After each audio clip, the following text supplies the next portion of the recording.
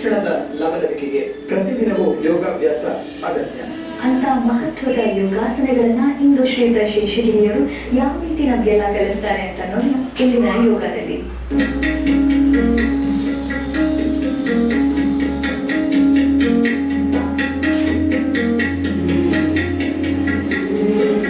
ನಮಸ್ತೆ. ಯೋಗ ಕಾರ್ಯಕ್ರಮಕ್ಕೆ ಆತ್ಮೀಯ ಸ್ವಾಗತ.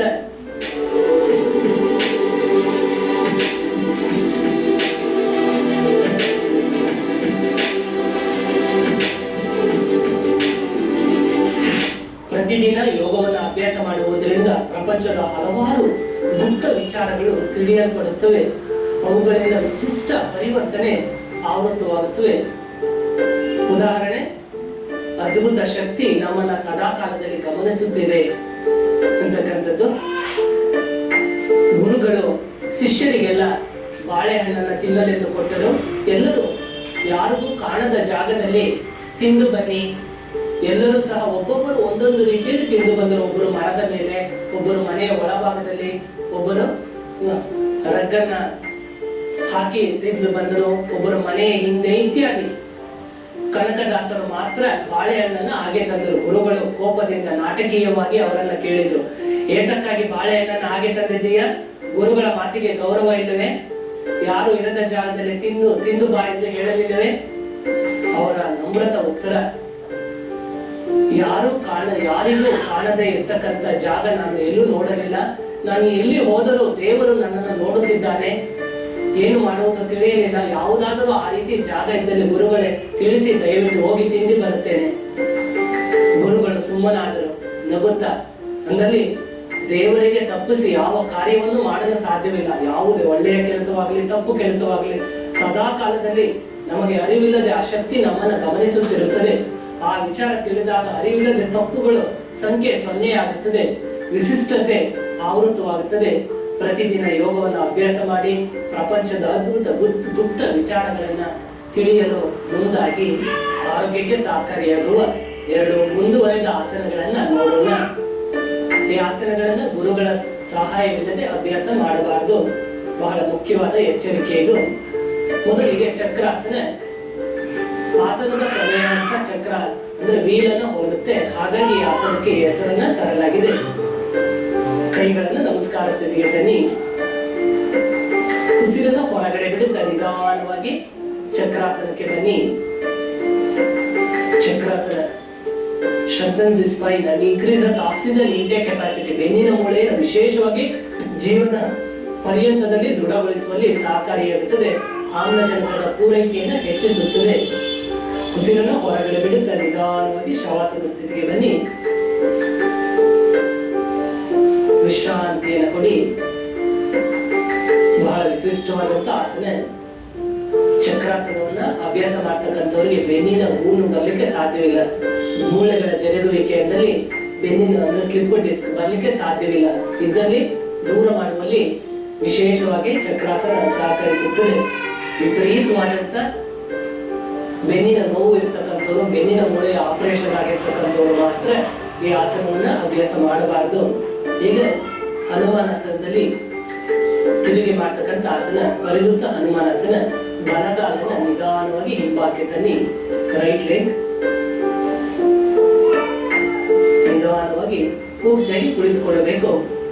ಕೈಗಳನ್ನ ತಿರುಗಿಸಿ ಉಸಿರನ್ನ ಹೊರಗಡೆ ಬಿಡುತ್ತಾ ನಿಧಾನವಾಗಿ ಸ್ವಚ್ಛವಾಗಿ ಕಾಲನ್ನ ಹಿಡಿಯಿರಿ. ಸ್ಪಷ್ಟ ಹಂತದಲ್ಲಿ ಹಿಡಿಯಬೇಕು.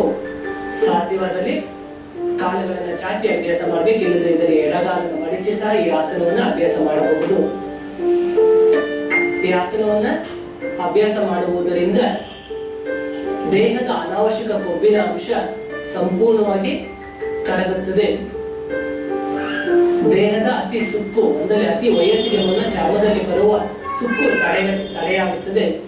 ಸೌಂದರ್ಯವನ್ನ ಹೆಚ್ಚಿಸುವಲ್ಲಿ ಸಹಕಾರಿಯಾಗ್ತಕ್ಕಂಥ ಆಸನಗಳಲ್ಲಿ ಈ ಆಸನವು ಒಂದು. ನಿಧಾನವಾಗಿ ಉಸಿರನ್ನು ತೆಗೆದುಕೊಳ್ಳುತ್ತಾ ಮೇಲೆ ಬನ್ನಿ. ದಂಡಾಸನದ ಸ್ಥಿತಿಗೆ ಬನ್ನಿ. ಕೈಗಳನ್ನು ಹಿಂದೆ ತನ್ನಿ. ವಿಶ್ರಾಂತಿಯನ್ನು ಕೊಡಿ. ಈಗ ವಿರುದ್ಧ ದಿಕ್ಕಿನ ಅಭ್ಯಾಸ. ದಂಡಾಸನದ ಸ್ಥಿತಿಗೆ ಬನ್ನಿ. ಎಡಗಾಲನ ಹಿಂದೆ ತನ್ನಿ. ಸ್ಪಷ್ಟವಾಗಿ ಕಾಲುಗಳನ್ನು ಚಾಚಬೇಕು.